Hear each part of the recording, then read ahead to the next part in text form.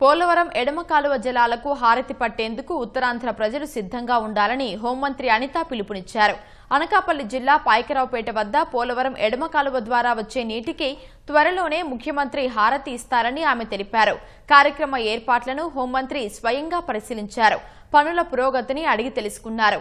ఉత్తరాంధ్ర రైతుల సుదీర్ఘ కల సాకారం కాబోతోందన్నారు. పాయకరావుపేట నియోజకవర్గంలో 35,000 ఎకరాలకు సాగునీరు అందుతుందని సంతోషం వ్యక్తం చేశారు. ఎంతో మంది రైతాంగం ఈ రోజు వర్షాల గురించి నీరు గురించి ఎదురు చూస్తున్న తరుణంలో ఇటువంటి జీవకళ అన్నది నిజంగా సార్థకత చేకూర్చున్నందుకు గౌరవ ముఖ్యమంత్రి గారిని మేమందరం కూడా చాలా గౌరవంగా అపర భగీరథుడు అంటుంటాం. ఎంతో మంది చేయలేని పనిని ఈ రోజు ఆయన చేసి చూపిస్తున్నారు.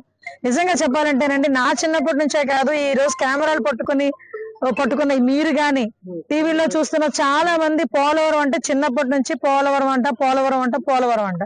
అటువంటి పోలవరం ఈ రోజు మన ఊర్లోకి, ఆ పోలవరం ద్వారా నీళ్లు, గోదావరి నీళ్లు మన ఊర్లోకి వస్తున్నాయి, మన పంట పొలాలకు వస్తున్నాయి అన్నది ఈ రోజు చరిత్ర.